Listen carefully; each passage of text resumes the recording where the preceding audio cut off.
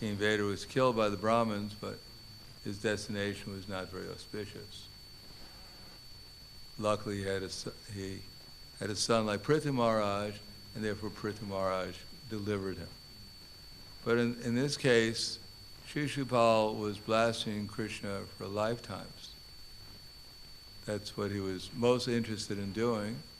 And Dantavakra, of course, is another incarnation of Jai and Vijay, who was not very favorable towards Krishna either. And yet they got the opportunity to obtain both Sayuja and Swarupya Mukti. So for devotees who were struggling just to chant 16 rounds, to come to the Brahman platform, and they did it by attacking Krishna. We're doing it by trying to please Krishna, but we're having a harder time than they had. So this is considered to be wonderful. Now, in order to understand this, it says, Tadviganartam so Gurum Eva Bigachet. That we have to approach people who actually know what is the actual secret behind this particular events in order to understand them. Now, Prabhupada has given us his books, but as we can see, we can read the books. It doesn't necessarily mean that we go very deeply into the book just by reading it. We have to actually experience the book in order to understand it. Intellectual understanding is good, it's the beginning, but it's not actually our objective. Our objective is experiential knowledge. That is experience knowledge. So how to get that knowledge, that's what our whole philosophy is about. How to actually experience Krishna consciousness. At the end of life, the only way we go back to Krishna is tatvataha. When we actually can, tat means that. Those who know English, tattva is very easy to understand as a Sanskrit word, because all you do is have to add the H to the tat, and you get that. So that means something which is experienced, that which you can actually point out, which is perceivable. And tva means the category of things which are perceivable, not just theoretically, but practically. So we have to know Krishna by experience, not just by theory. So how to do that? Well, the first thing to do is to hear, and then we learn how to hear. So the first 9 cantos of the Bhagavatam are to teach us how to hear correctly. Of course, most of us, we think we're actually hearing, but we don't really know what hearing really means. Because if we actually heard something, we'd realize it, experience it, at least on the spiritual platform. When we heard Krishna, about Krishna, we'd actually be with Krishna. Not just thinking about Krishna, but Krishna would actually be there with us, or we'd be with Krishna. So that hearing takes realization, and that realization is what we're hearing about, how to get the realization. When we're hearing and we don't get the realization, and then we have to hear about how to get the realization. But in order to apply it to get that realization, the first thing we have to do after hearing, the next thing we have to do is remember what we heard. Because we hear something and we can't remember it, then there's no opportunity to know how to apply it. So after hearing, we should remember. Now, of course, most of us are not Shrutidars, so when we hear something, we quickly forget it. Therefore, we have these books, so we can hear them again and again and again, and then hopefully remember something. But of course, if we don't hear them again and again and again, we're not going to remember them. And if we don't remember them, then how is it possible we'll be able to apply them, because we won't see what they're saying in order to apply them. Just like if you want to go from here, you want to drive to, say, Zagreb. Well, you may have a car, but you have to have a vision. You have to have eyes. So At least now they don't have self-driving cars yet. But you have to have vision. And if you drive the car with vision, you'll eventually get there. And if you have no vision, you don't know where you're going, you're going to crash somewhere. So we're hearing and we're trying to remember, not just so we can repeat verses, so we can show people how advanced we are, by how many verses we can quote. No, we're remembering these verses, we're remembering our philosophy, so we can see it. We can actually see it in this world. For those who have internal vision, those whose hearts are purified sufficiently, then when they hear about Krishna, they can actually see Krishna, at least within their heart, at least create the form. Krishna will create some kind of form within our heart of the deities or the descriptions in the books, which is also Krishna, an expansion of Krishna. But we also have to see Krishna in this world. Therefore it is said that the first 2 cantos of Bhagavatam are most valuable for the conditioned soul, because they teach us how to see this Krishna in this world. If we can't see Krishna in this world, then how are we going to see him in the spiritual world? We can't see him as he's right before us. How are we going to be able to see him in Goloka Vrindavan, which is unlimitedly further away? So after getting the vision, what do? We apply it, but apply it in what? What is our field to apply it? There's so many people have so many fields. There's the field of sports, there's the field of entertainment, there's a field of science, there's a field of so many different politics, there's so many different fields. Well, what is the devotee's field? If we want to be devotees, what is our field of activities? So our field of activities, for those who actually want to become devotees, well, there's 2 fields, generally speaking, for the aspiring devotees. There's a field of becoming a human being, was the first field. And that field is Varna and Ashram. Varna and Ashram means to teach us how to control the senses, how to control the mind, so that we can actually come to the platform of becoming a human. Now that's not meant to insult people. If you tell people you're not a human being, they get very disturbed. You're just trying to insult me. Are you calling me an animal?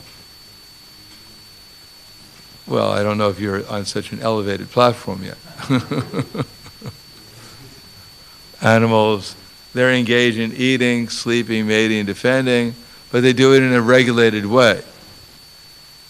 You, sir, are not quite on that level yet. But if you follow the process, gradually you'll come to that level. And you become qualified, first to become on the same level as the animals, and then you can progress to become a human being. That's not what I made up. I'm not making it up. Srila Bhaktivinoda Thakur, he says that by birth everyone is born Shudra, everyone is in the bodily concept of life, and then by education, modern education, so-called education, one gradually becomes less than an animal. So to actually regulate the senses according to the laws of nature and engage them in a meaningful activity or meaningful activities for ultimately sacrifice for Vishnu, because people may think, oh, you have your sectarian philosophy or dogmatic philosophy, and you're talking about sacrifice for Vishnu, everyone has to sacrifice for Vishnu. Well, that's your philosophy. I don't believe it, so it doesn't exist for me.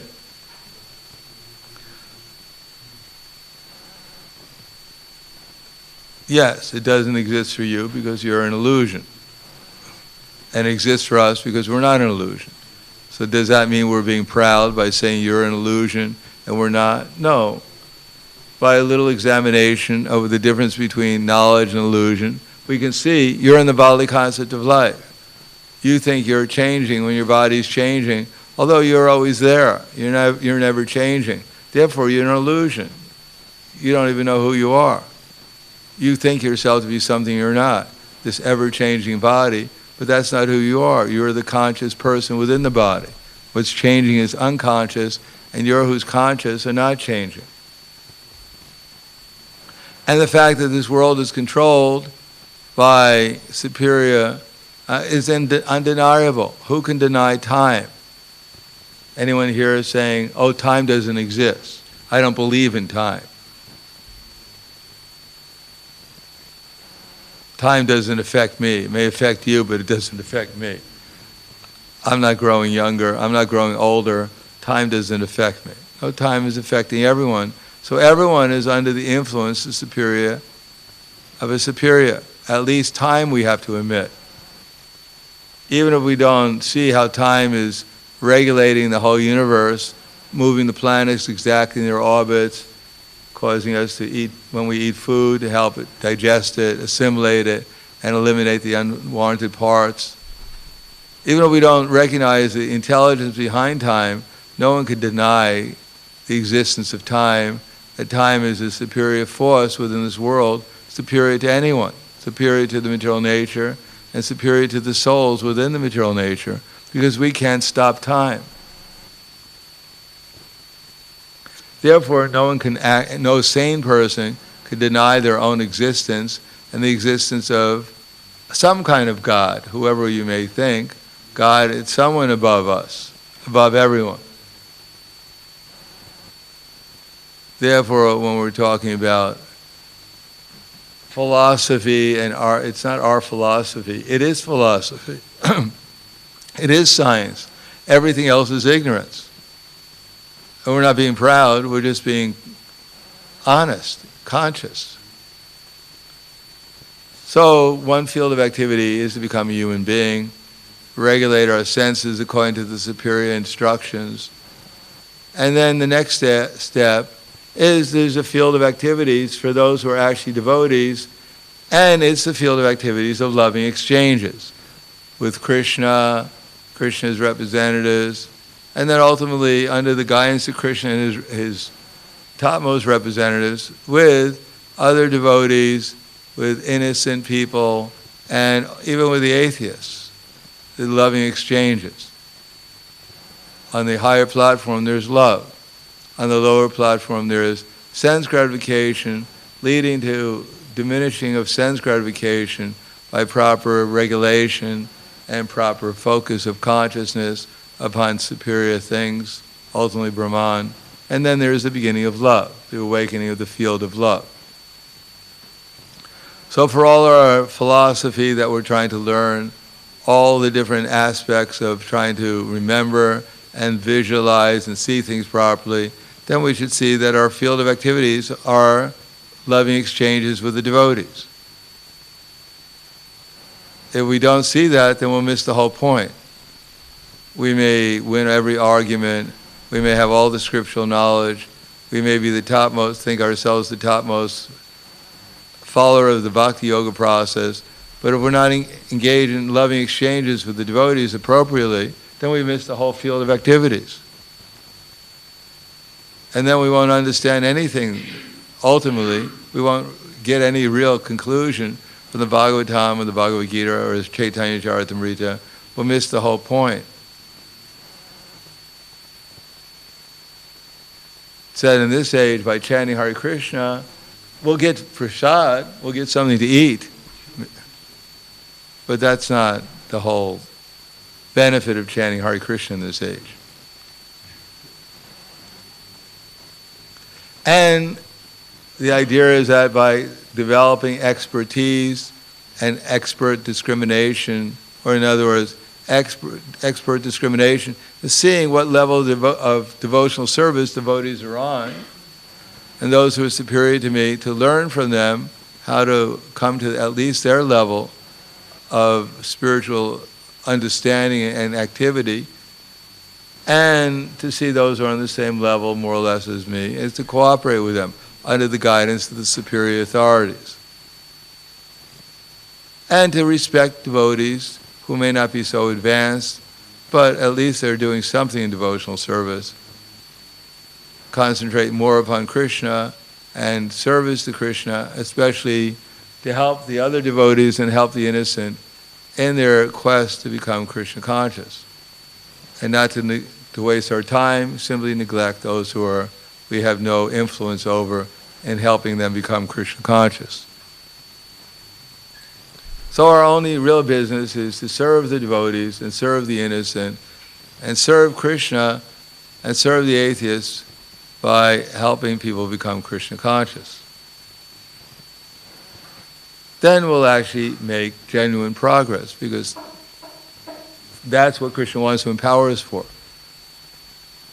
That's how we become an instrument. The more one develops expert discrimination and expertise in loving exchanges, then the more one is actually being empowered by Krishna. Krishna Shakti Vinanaya Tara Pavartana. That's the empowerment. Not simply singing better or cooking better or eating better. It's the loving exchanges, service better. Then one will develop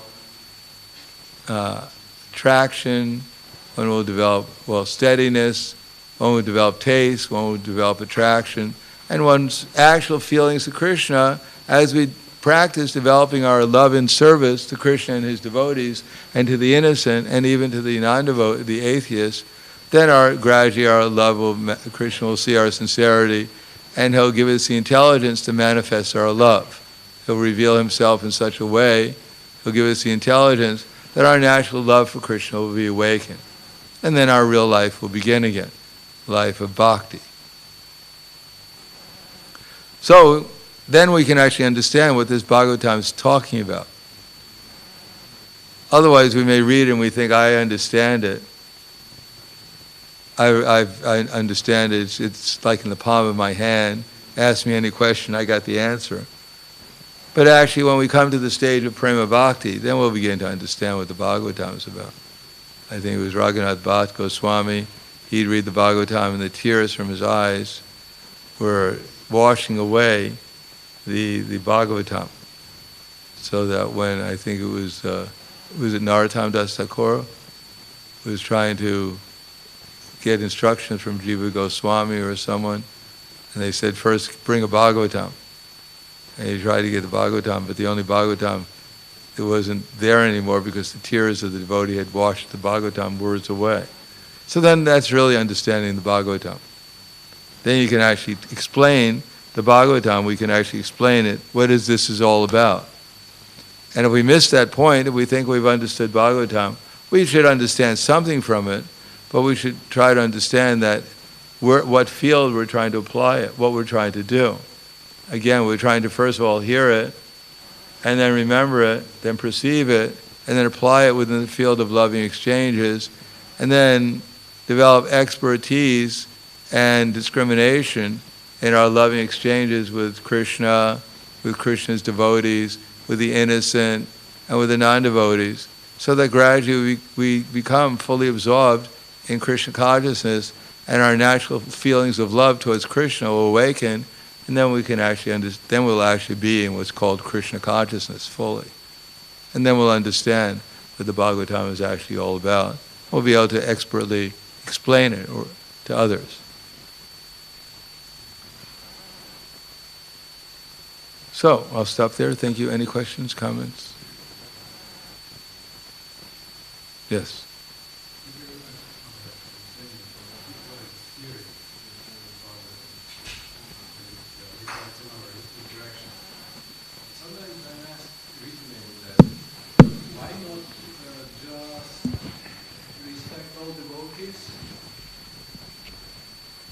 Recently I was asked, why not just respect all devotees? Why do I have to see, he is equal, he is lower? Why not treat everybody as very, very high and respect everybody?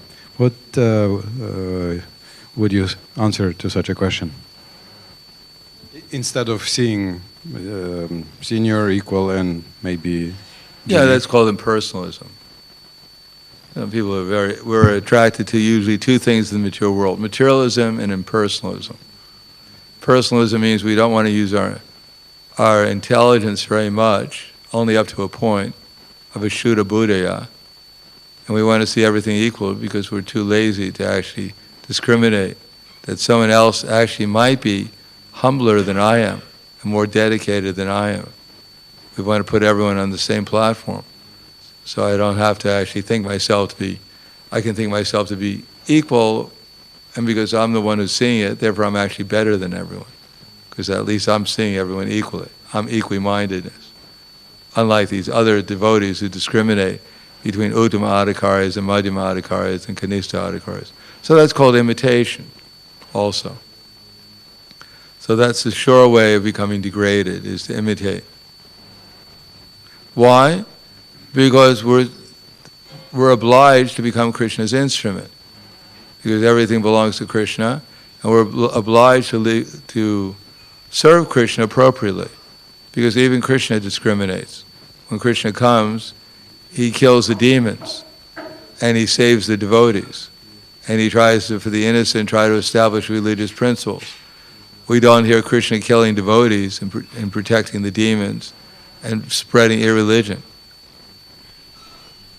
So even Krishna discriminates. So we think we're above Krishna. Krishna is not so intelligent. We're more intelligent than we are. Then we're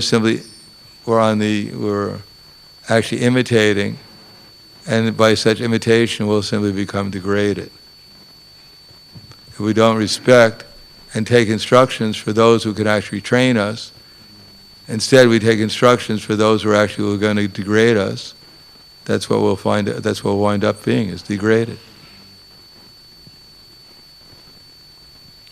Anything else?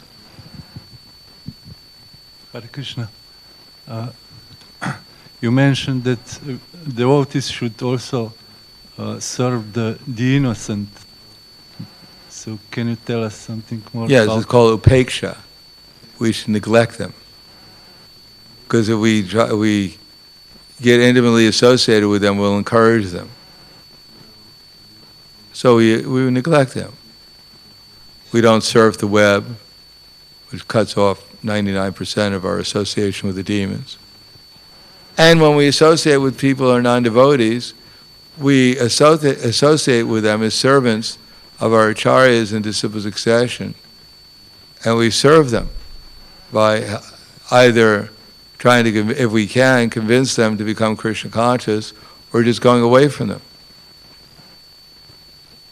We serve them by serving our predecessor acharyas appropriately. And if we can't deal with them to help them, we'll simply cause them to commit offenses. We go away from them. And that way we serve them.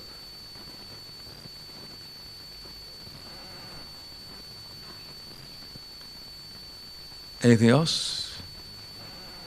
Thank you very much. Grantaraj Srimad Bhagavatam ki jai. Srila Prabhupada ki jai. Gaur Premanande Haribol.